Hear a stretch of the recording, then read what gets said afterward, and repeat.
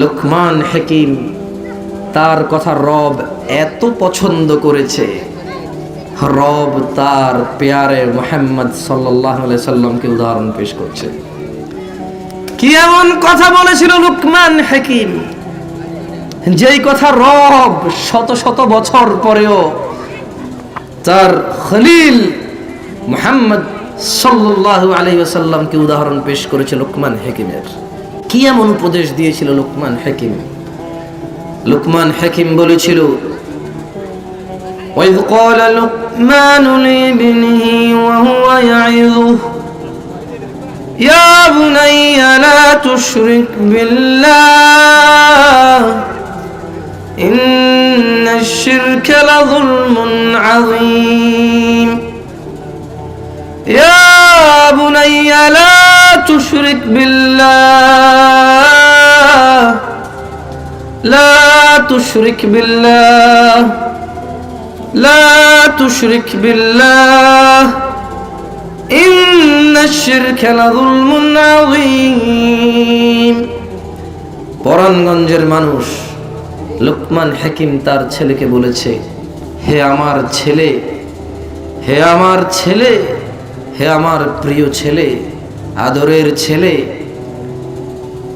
লা তুশরিক বিল্লাহ, তুমি আল্লাহর সাথে শিরিক করো না। ইন্না শিরকা লাযুলমুন আযীম, হে আমার ছেলে, জেনে রাখো নিশ্চয়ই শিরক সব চাইতে বড় অপরাধ। যুবক, তোমাকে বলি, প্রশ্ন করো নিজেকে। একজন হাকিম তার ছেলেকে বলো শিরিক করিও না। তুমি নিজেকে প্রশ্ন করো, কি এমন কাজ করো তুমি যা শিরকের অন্তর্ভুক্ত হতে পারে? পরাণগঞ্জের মুরব্বী চাচা এবং দাদা, আপনাকে অনুরোধ করে বলি, একটু ভাবুন তো, একটু ভাবুন তো, আপনি যা করছেন এতে শিরক আছে কিনা, এটা শিরক মুক্ত কিনা, একটু নিজেকে নিজে প্রশ্ন করুন। আমি বললে তো বলবেন আমি এসেছি এগুলো বলতে তাই বলছি, তাই আমি বললাম না। তবে আপনাকে বলে রাখি, আমরা যা শিরক বলি, আমরা যা বিদআত বলি, ধরে নিন আমার কথা যদি ঠিক না হয় যে আপনি শিরক করছেন, আপনার মনে হয় শিরক করছেন না, ধরে নিন আমার কথা ভুল, তাহলে তো বেঁচে গেলেন। আর যদি আমার কথা ঠিক হয়, আর যদি আমার কথা ঠিক হয়, কোরআনুল কারীমকে আমাদের সালাফ সালেহিন যেভাবে বুঝেছে, সাহাবায়ে কেরাম যেভাবে বুঝেছে, আইম্মায়ে কেরাম যেভাবে বুঝেছে, তাবেঈ ইমামগণ যেভাবে বুঝেছে, সেই বুঝ অনুযায়ী যদি আমরা প্রচার করি, আপনাদের যদি মনে হয় যে আমরা ভুল বলি, তাহলে তো বেঁচে গেলেন।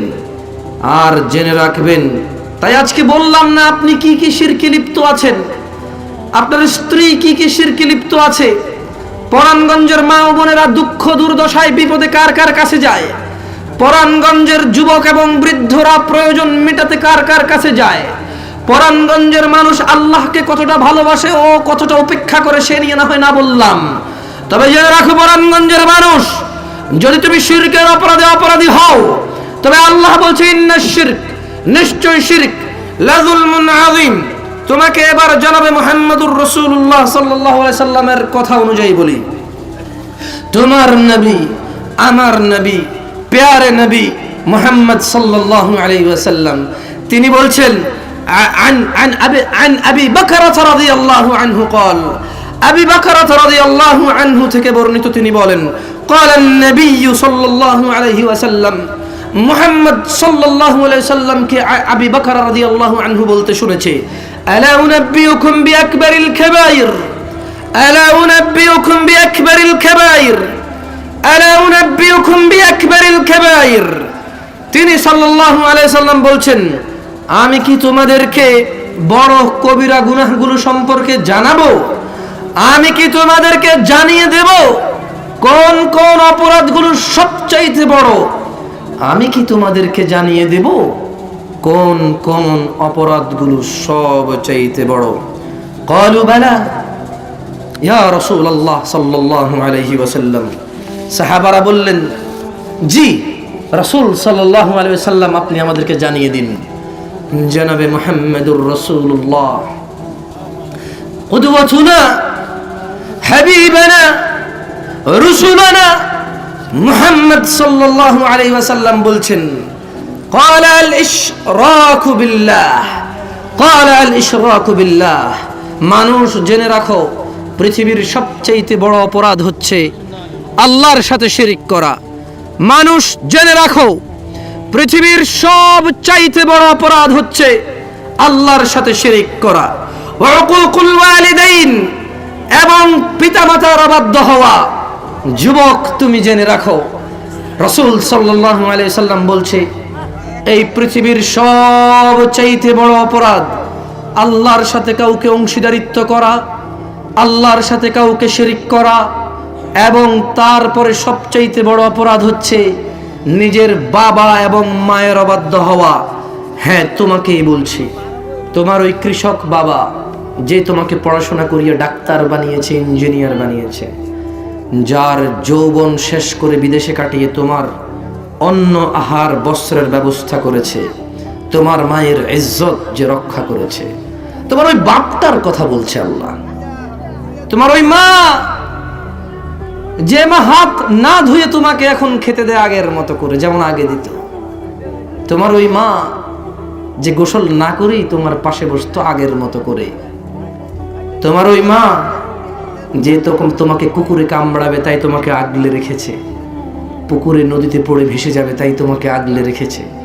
তোমার ওই মা ক্ষুধার যন্ত্রণায় তুমি কাঁদতে দৌড়ে গিয়ে দুধ খাইয়েছে।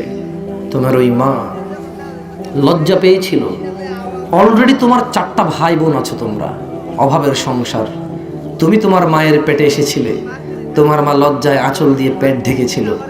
তোমার দাদি শুনলে, এই এখানে তো কথা কিসের?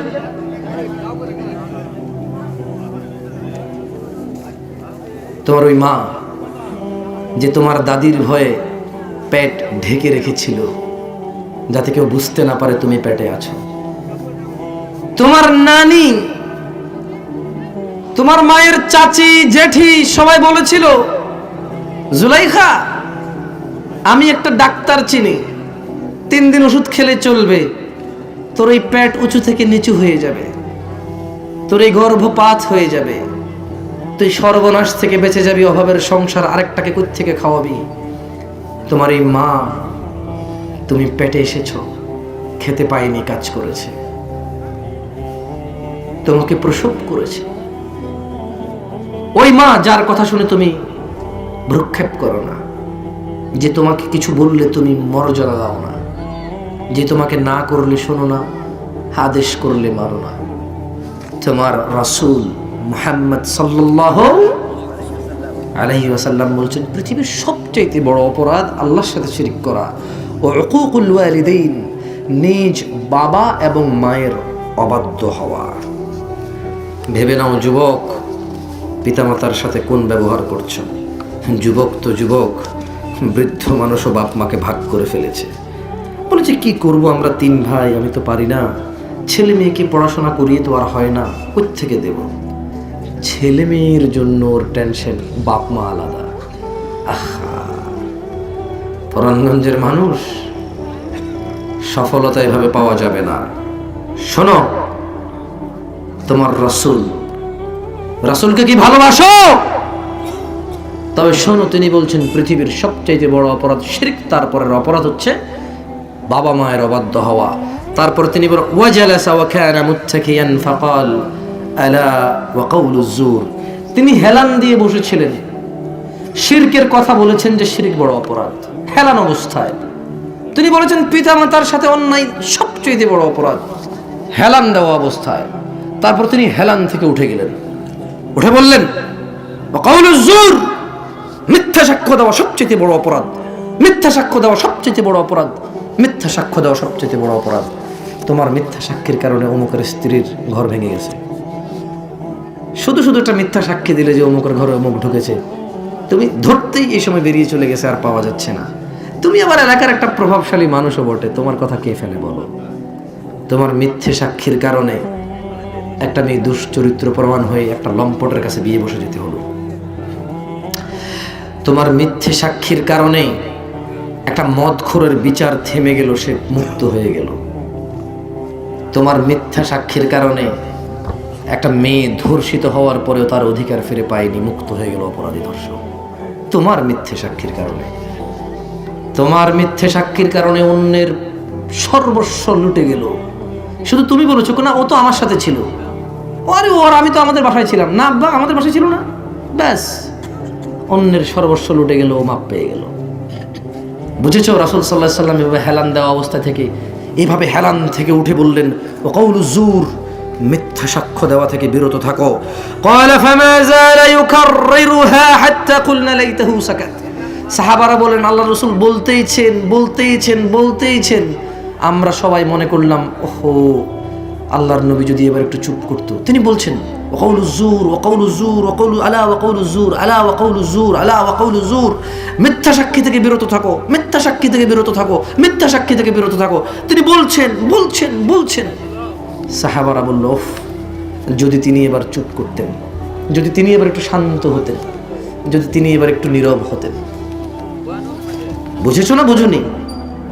মিথ্যা সাক্ষী প্রচুর আছে গ্রাম অঞ্চলে, সবচেয়ে বেশি মিথ্যা সাক্ষী হচ্ছে গ্রামে, সবচেয়ে মিথ্যা সাক্ষী গ্রামে। শহরে তো পাওয়া যায় না, একটা দুটো কিনে নিয়ে যায়। জজ কোর্টে গেলে, ওকালতি করতে গেলে, হাইকোর্টে গেলে মিথ্যা সাক্ষী একটা দুটো পাওয়া যায়, এগুলো কিনে নিয়ে যায়। গ্রামে তো কিনেও লাগে না, খালি ওর ভাগিনা ব্যাস মিথ্যা সাক্ষী দিয়ে দিবে, ওর চাচতো ভাই মিথ্যা সাক্ষী দিয়ে দিবে, ওর বোনের ছেলে, ওর বোনের মেয়ে, ওর ভাইয়ের ছেলে, ওর জ্যাঠার ছেলে, ওর নিজের ছেলে, ওর ভাই, ওর বোন, ওর বাপ, ওর চাচা, ওর দোস্ত, ওর দোস্তের ভাই, ওর মানে খালি চিনলেই হলো মিথ্যা সাক্ষী দিয়ে দিবে একটা। এটা হচ্ছে গ্রাম, এটা হচ্ছে গ্রাম। কি আপনারা কি মনে কষ্ট হচ্ছেন আমার কথা? বলবো কথা আপনাদের পক্ষে যাবে না তো, সত্যি ওয়াজ করি আর কি আমি, ওই ওয়াজ যারা শোনে একটা লোকেরও পক্ষে যায় না। ওই যদি এরকম বলতে পারতাম সবাই সুর মিলাইতে পারতাম, কি করবো বলেন? এই অর্থ তো আমি বুঝি। আপনি বলেন আমি আপনাকে না করি না, আর না করলেও যে আপনি শুনবেন এটা আমার মনে হয় না। তাই এই কাজ করার দরকার কি, যে কাজের কোনো বেনিফিট নেই। তবে আমি বালাগাল উলা বিকামালি বলি না, আমি এটা এই জন্য বলি না, দেখেন আপনি বলেন এটা আপনার ব্যাপার, আপনার কাছে এর কি অনুবাদ রয়েছে আমি জানি না। আমার কাছে এর একটা বাংলা অনুবাদ আছে যে বালাগাল উলা বিকামালিহি, যিনি সর্বোচ্চ স্তরে পৌঁছেছেন নিজের ক্ষমতায়, নিজের কামালিয়াতে। আচ্ছা, রাসূল সাল্লাল্লাহু আলাইহি ওয়াসাল্লাম মর্যাদাবান কি আল্লাহ দিয়েছে তাই, নাকি নিজে নিজে হয়েছে? এই জন্য আমি বালাগাল উলা বিকামালি বলি না।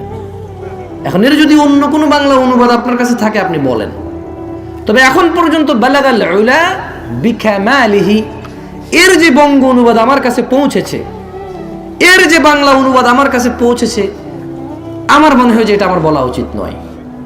কারণ রাসূল সাল্লাল্লাহু আলাইহি ওয়াসাল্লাম মিন ফাদলিল্লাহ, আল্লাহর ফজল ও করমে তিনি রাসূল, আল্লাহর ফজল ও করমে তিনি নবী, আল্লাহর ফজল ও করমে তিনি মাকামে মাহমুদ পাবে, আল্লাহর ফজল ও করমে তিনি আমাদের রাসূল হয়েছেন, আল্লাহর ফজল ও করমে তিনি শাফাআত পাবেন। কার ফজল ও করমে? নিজের কোনো ক্ষমতায় নয়। কার ক্ষমতায়?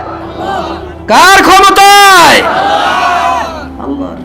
এই জন্য আমি বলি না। আপনি যদি আরো সুন্দর কোনো বাক্য নিয়ে আসতে পারেন, আমি ইনশাআল্লাহ বলে গজল গিয়ে শুনিয়ে দেবো আপনাদেরকে। রাগ করিয়েন না আমার উপর। অনেকে বলে না কেন, তো বলবো কিভাবে বলেন? আমি তো বুঝতেছি কথাটা বলা যাবে না। আপনাকে যদি কেউ বলে যে আচ্ছা একটা কাজ করি, এই যুবকের মধ্যে আপনি এখান দিকে আসুন, ওঠেন, মনোযোগ দিয়ে শুনবেন কিন্তু, ওকে? আপনাদের একটা লজিক দেখাচ্ছি, মানে বেশি ভালোবাসা যে ক্ষতি, এটা এখন প্রমাণ করবো ইনশাআল্লাহ। না প্রমাণ হয়ে যাবে বলছে, দাবি করতেছি না। দেখেন আপনার কাজে আসে কিনা উদাহরণ। ধরেন আমি আর এই রুহুল আমিন ভাই 7 তলা বিল্ডিং এর ছাদে উঠলাম। কয়তলা? আমার সঙ্গে একটু বলিয়েন। এবার আমি কিন্তু খারাপ লোক নই, আর আমি আসলে রুহুল আমিন ভাইকে খুব ভালোবাসি। এখন কিছু লোক 7 তলা থেকে লাফ দিচ্ছে প্যারাসুট নিয়ে, কি নিয়ে? মানে ওই যাতে নিচে পড়তে একটা কিছু খুলে গেলে এটা বাতাসে আস্তে করে নামবে। এখন আমি একে খুব ভালোবাসি, আমি কি করলাম? বললাম যে আরে মিয়া তোমরা কি মিয়া পিঠের মধ্যে মিয়া কি নিয়ে ঝাঁপ দাও, মেয়েটাকে ঝাঁপ হইলো। রুহুল আমিন ভাই 7 তলা থেকে লাফ দিবে প্যারাসুট ছাড়াই। আমি কিন্তু ভালোবেসে বলছি, বড় করার জন্য। কি করার জন্য? আচ্ছা বলেন তো, রুহুল আমিন যদি 7 তলা থেকে পড়ে ওর কিছু থাকবে? আমি কিন্তু ঘৃণা করে বলি নাই, আমি কিন্তু ঘৃণা করে বলি নাই। জান বসেন, জাযাকাল্লাহ খাইর, কষ্ট দিছি। আচ্ছা বলুন, আমার এই ভালোবাসা কি ওনার জন্য কল্যাণকর হলো না অকল্যাণকর? তা আপনারা যখন রাসূলকে ভালোবাসবেন, ভালোবেসে যখন আল্লাহর মতো করে ফেলবেন, ভালোবেসে যখন আল্লাহকে রাসূলকে একাকার করে ফেলবেন, বলেন রাসূল কি লজ্জিত হয় না খুশি হয়? আপনি যখন বলবেন যে বালাগাল উলা বিকামালিহি, রাসূল নিজের ক্ষমতায় পৌঁছে গেছে সর্বোচ্চ মাকামে, রাসূল কি এই কথায় খুশি হবে? তিনি লজ্জা পাবেন আল্লাহর কাছে। যেমন ঈসা আলাইহিস সালামকে যারা আল্লাহর ছেলে বলে, ঈসা আলাইহিস সালাম যখন আসবে, খ্রিস্টানরা যখন বলবে ঈসা আলাইহিস সালাম আল্লাহর ছেলে, বলেন তো ঈসা আলাইহিস সালাম লজ্জা পাবে নাকি খুশি হবে? লজ্জা পাবে। উদাহরণস্বরূপ এখানে আপনাদের এটা পরাণগঞ্জ কি থানা, না থানার নাম কি? সদর থানা না? এখানকার এমপির নাম কি? রৌশন এরশাদ, ঠিক আছে, অসুবিধা নাই। ধরে নেন আমি ওনাকে খুব ভালোবাসি, এলাকায় উনি কিছু, ধরে নেন ওনার বয়স 20-22 বছর, এলাকায় লিড দিচ্ছে, যুবকদেরকে খুব সামলাচ্ছে, এর ভিতরে একটা তারুণ্যতা আছে, একটা উদ্দীপনা আছে। এইবার এখানে এমপি সাহেব বসে আছে, এমপি সাহেবা, আমি ওনাকে বললাম যে আরে একদিন উনি কিসের এমপি সাহেব, এগুলো একদিন উনি সবাইকে ছেড়িয়ে চলে যাবে, বলেন তো উনি কি এমপি সাহেবের কাছে লজ্জা পাবে নাকি খুশি হবে? লজ্জা পাবে না খুশি হবে? লজ্জা পাবে, বলবো যে দেখছো এটা কামটা করলো কি, ওনার সামনে আমাকে ওনার থেকে বড় করে দিচ্ছে। তো মনে রাখবেন, যাক আমার কথা ঘুরাবো না, আপনারা কিছু হলে রাগ করেন, চেষ্টা তো করে যাচ্ছি বাংলাদেশের মাঠে নরম ভাষায় কথা বলার, তবে বিশ্বাস করেন প্রচুর জিদ জমে আছে, প্রচুর মনে কষ্ট আর খুব জমে আছে। মানুষজন কষ্ট করে ডেকে নিয়ে আসে, শুনতে চায় নিজে যা পছন্দ করে তা, কথা তার বিরুদ্ধে চলে গেলে তার আর ভালো লাগে না, কথা তার মনে না ধরলে তার আর ভালো লাগে না। এই কথার দ্বারা যদি সে লজ্জিত হয়, তার অহংকার তাকে পেয়ে বসে। তো ওয়াজ করে আর মজা পাচ্ছি না, তবুও রাসূল সাল্লাল্লাহু আলাইহি সাল্লাম তিনি আমাদের জন্য রহমত স্বরূপ এসেছেন। কি স্বরূপ এসেছেন? রাহমাতুল লিল আলামিন। ওনার উম্মত হয়ে আমরা চেষ্টা করে যাব শত ক্ষোভ শত কষ্ট রেখে সুন্দরভাবে আপনাদেরকে বলার। আল্লাহ আমাদেরকে তার উপরে অবিচল অটল রাখার তৌফিক দান করুন, আমিন। আপনাকে কি বলবো একটা অপরাধের কথা, যেই অপরাধ আপনার সমস্ত আমল নষ্ট করে দিতে পারে, বলবো? শুনুন তাহলে। আল্লাহ সুবহানাহু ওয়া তাআলা আল্লাহর প্যারে হাবিব মুহাম্মদ সাল্লাল্লাহু আলাইহি ওয়াসাল্লামকে উদ্দেশ্য করে বলছেন, যাকে আল্লাহ ভালোবেসে আকাশ ভ্রমণ করিয়েছে, যাকে আল্লাহ ভালোবেসে জান্নাত জাহান্নাম দেখিয়ে নিয়ে এসেছে, যাকে আল্লাহ ভালোবেসে মাকামে মাহমুদ দান করবে, যাকে আল্লাহ ভালোবেসে শাফাতের অধিকার দিবে, শাফাতের সুযোগ দিবে, শাফাতের সম্মান করবে, যাকে আল্লাহ বিচারের মাঠে যখন সবাই নিজ নিজ অপরাধ নিয়ে চিন্তিত, নিজ নিজ চিন্তায় ব্যস্ত থাকবে, তখন রব যাকে সন্তুষ্ট করবেন ওই মুহাম্মদ সাল্লাল্লাহু আলাইহি ওয়াসাল্লামকে উদ্দেশ্য করে বলছেন একটা অপরাধের কথা। আল্লাহ বলছেন, ওয়ালাকাদ উহিয়া ইলাইকা ওয়া ইলাল লাযিনা মিন ক্বাবলিক, মুহাম্মদ সাল্লাল্লাহু আলাইহি ওয়াসাল্লাম আপনাকে ওহী করা হলো, আপনাকে ও আপনার পূর্ববর্তী যত নবী রাসূল এসেছে সবাইকে ওহী করা হয়েছে, সবাইকে জানিয়ে দেওয়া হয়েছে, ও মুহাম্মদ সাল্লাল্লাহু আলাইহি সাল্লাম আপনি তো রাসূল এবং নবী, আপনার পূর্বে যত নবী রাসূল এসেছে সবার জন্য আল্লাহ ওহী নাজিল করেছেন, আর তা হলো এই, লাইন আশরাকতা, ও নবী সাল্লাল্লাহু আলাইহি ওয়াসাল্লাম ভালোবেসে মাকামে মাহমুদ দেব, ভালোবেসে শাফাত করার সুযোগ দেব, ভালোবেসে জান্নাতের সর্বোচ্চ চূড়ায় রাখবো, ভালোবেসে আপনাকে সবচাইতে সম্মানিত করে তৈরি করেছি, ভালোবেসে আপনাকে নিজের খলিল এবং হাবিব বলেছি, ভালোবেসে আপনার উম্মতকেও হাজার অজস্র গুনাহ ক্ষমা করে দেব। কিন্তু মনে রাখবেন, লাইন আশরাকতা, যদি আপনিও শিরিক করেন, যদি আপনিও শিরিক করেন, লা ইয়াহবাতান্না আমালুক, আল্লাহ বলছেন নবী যদি আপনিও শিরিক করেন, না না আল্লাহ বলেনি যে নবী শিরিক করেছে তাই আল্লাহ না করতেছে, ব্যাপারটা এমন না। আপনাদের যেটা হয়, আপনাদের আর আমাদেরকে যদি আমরা কোনো অপরাধের কথা না করি, আপনারা মনে করেন যে হ্যাঁ এই আমরা না করলো কেন, আমি কি এটা করছি নাকি? না না না, আপনাদেরকে উপদেশ দিচ্ছি। আল্লাহ নবী সাল্লাল্লাহু আলাইহি ওয়াসাল্লাম শিরিক করেছে এরপরে আল্লাহ বলেছে এমনটা নয়, এমনটা নয়। মূলত আল্লাহ সুবহানাহু ওয়া তাআলা ওনার পেয়ারে হাবিবের মাধ্যমে আমাদের সবাইকে উপকার করেছে, আমাদের সবাইকে জানিয়ে দিয়েছে যে ও উম্মতে মুহাম্মদ সাল্লাল্লাহু আলাইহি ওয়াসাল্লাম, তোমরা তো উম্মত, দেখো তোমাদের নবীকে কি বলছি, লাইনা শারাকতা, যদি আপনি শিরিক করেন, লা ইয়াহবাতান্না আমালুক, আল্লাহ বলছেন তাহলে আপনার আমলও ধ্বংস করে দেব, তো ওয়ালা তাকুনান্না মিনাল খাসিরিন, আপনার আমল ধ্বংস করে আপনাকে ক্ষতিগ্রস্তদের অন্তর্ভুক্ত করে দেব।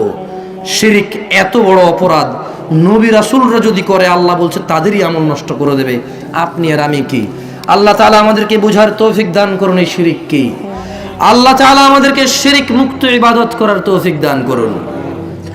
শুনুন দিনী ভাইয়েরা, পরাণগঞ্জের যুবক ও যুবতীরা, পুরুষ ও মহিলারা, বৃদ্ধ ও বৃদ্ধারা, ভাই ও বোনেরা, পরাণগঞ্জের মানুষ মনোযোগ দিয়ে শুনুন, যে অপরাধ ক্ষমা হবে না, যিনি রহমান ক্ষমাকারী ক্ষমাশীল দয়ালু, যিনি রহমান দয়ালু, গফুর ক্ষমাকারী, ওয়াদুদ স্নেহময়ী, যিনি ওয়াদুদ মমতাময়ী, যিনি ওয়াদুদ স্নেহময়ী, যিনি স্নেহ করে, মানুষকে ভালোবাসবে বলে মানুষকে ওয়াদা করেছে, মানুষকে যিনি নিরাপত্তা দেয়, আসমান যিনি বানিয়েছে ছাদ হিসেবে, জমিন যিনি বানিয়েছে বিছানা হিসেবে, দুই চোখ যিনি দিয়েছেন দেখার জন্য, ঠোঁট জিহ্বা দিয়েছেন বলার জন্য, পেট দিয়েছেন যেখানে খাবার দাবার গিয়ে জমবে, মুখ দিয়েছেন খাওয়ার জন্য, জিহ্বা দিয়েছেন স্বাদ গ্রহণ করার জন্য, এত মহান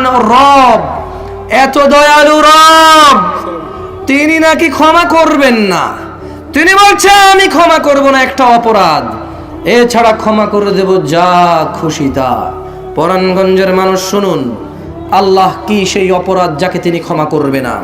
সাবধান সাবধান সাবধান, মানুষ জীবন হায়াত বেঁচে থাকাকে কাজে লাগাও। সাবধান মানুষ সাবধান, সাবধান পুরুষ সাবধান, সাবধান মহিলা সাবধান, বেঁচে থাকাকে কাজে লাগাও। এখনই ক্ষমা চাও, আজকেই ক্ষমা চাও, রাতেই ক্ষমা চাও, সকালেই ক্ষমা চাও, দুপুরেই ক্ষমা চাও। ফিরে আসো ওই অপরাধ থেকে যে অপরাধ নিয়ে মরে গেলে তোমার রব কি বলছে শোনো। তিনি বলছেন ইন্নাল্লাহা লা ইয়াগফিরু আন ইউশরাকা বিহি, ইন্নাল্লাহা লা ইয়াগফিরু আন ইউশরাকা বিহি, নিশ্চয় মহান আল্লাহ মাফ করবে না যে ব্যক্তি আল্লাহর সাথে শিরিক করে। ওয়ায়াগফির মা দুনা যালিক, ওয়ায়াগফিরু মা দুনা যালিক, আর তিনি ক্ষমা করে দেবে যা খুশি, যাকে খুশি।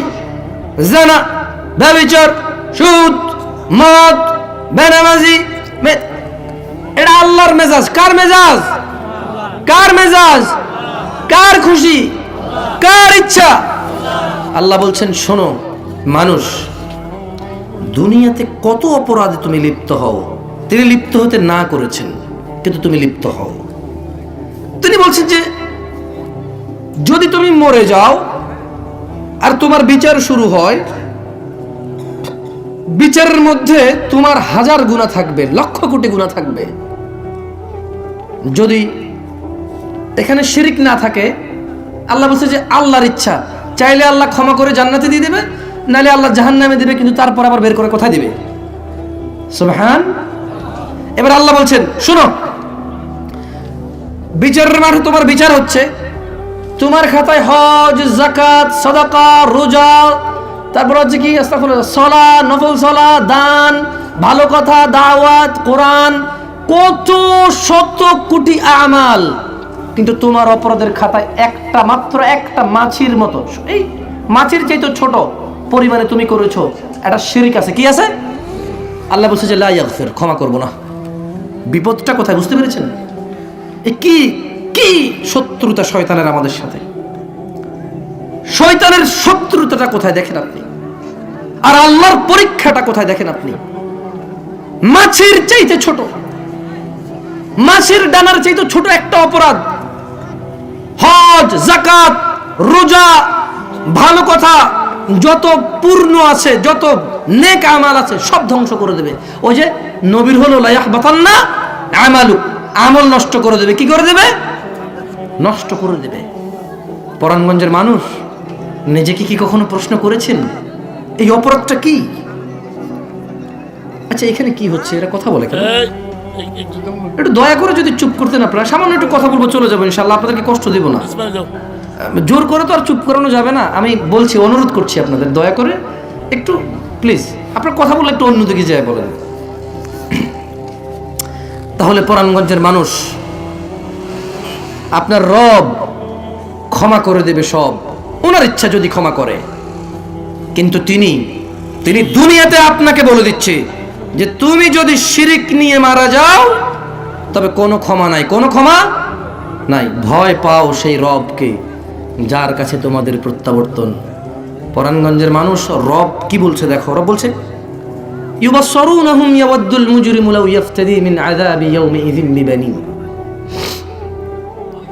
ও মুহাম্মদ সাল্লাল্লাহু আলাইহি ওয়াসাল্লাম, ইউবাসসিরুনহুম, আপনি এদেরকে দেখতে পাবেন, ইয়াওয়াদ্দুল মুজরিমু লাউ ইয়াফতাদি মিন আযাবি ইয়াউমিযিন বিবানি। অপরাধী লোকগুলো যখন বিচারের মাঠে আসবে, তারা তাদের ছেলে সন্তানকে দিয়ে বলবে আল্লাহ, সন্তানকে দিয়ে বলবে আল্লাহ ওদের সবাইকে নিয়ে নাও, আমাকে মুক্ত দাও, আমাকে মুক্ত করো।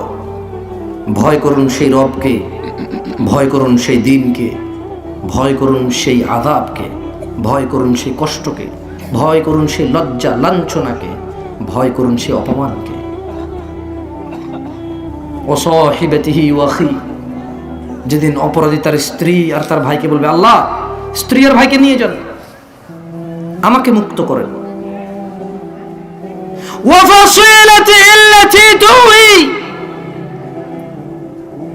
মানুষ যেদিন বলবে আল্লাহ এই যে খানদান, এরা আমাকে আশ্রয় দিত, আমার বংশ, আমার গোষ্ঠী, এই সবগুলোকে নিয়ে যান, আমাকে ছেড়ে দেন, আজকে মুক্ত করেন।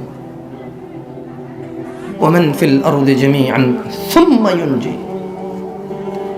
পরাণগঞ্জের মানুষ, মহিলা এবং পুরুষ, ভয় করুন সেই দিনকে যেদিন মানুষ বলবে, বিচারের মাঠে দাঁড়াবে, তার পরিস্থিতি দেখবে যে তার আমলনামায় অপরাধ আর অপরাধ, গুনাহ আর গুনাহ। সেদিন তার অবস্থান সে বুঝে ভয় বলবে ওমান ফিল আরদি জামিআন সুম্মা ইউনজি, বলবে ইয়া আল্লাহ দুনিয়াতে যা আছে দুনিয়া সবকিছু নিয়ে যান, শুধু আমাকে ছেড়ে দেন। আপনার দয়ালু রব যিনি আপনাকে অনুভব করার ক্ষমতা দিয়েছে, খুশি হলে হাসেন, দুঃখ পেলে কাঁদেন, যিনি আপনাকে এই অনুভূতি দিয়েছে, এত দয়ার যার, যিনি আপনাকে এক ফোঁটা তুচ্ছ পানি থেকে সুন্দরতম অবয়বে প্রেরণ করেছেন, এই পৃথিবীতে একটা নির্দিষ্ট সময় পর্যন্ত অবস্থান করার সুযোগ করে দিয়েছেন, যিনি আপনাকে এত দয়া করেছেন, দিয়েছেন মা আপনাকে সুন্দর করে এভাবে আঁচলে রাখার জন্য, দিয়েছেন বাবা বটবৃক্ষের ছায়ার মতো, যে আপনাকে আগলে রাখবে সমস্ত বিপদ আপদ থেকে রক্ষা করার জন্য, যে আপনার দেখাশোনা করবে, পাহারাদার বলতে পারেন। আল্লাহর পক্ষ থেকে আপনার বাবা হচ্ছে আপনার জন্য এত বড় নিয়ামত, যে আপনার বাবা বেঁচে আছে বলে পাশের বাড়ির কেউ আপনি কিছু করলে আপনাকে ধাক্কা দেয় না, মারে না, গালি দেয় না, কারণ আপনার বাবা এসে ওকে ধরবে। তো এই বাপ দিয়েছে কে?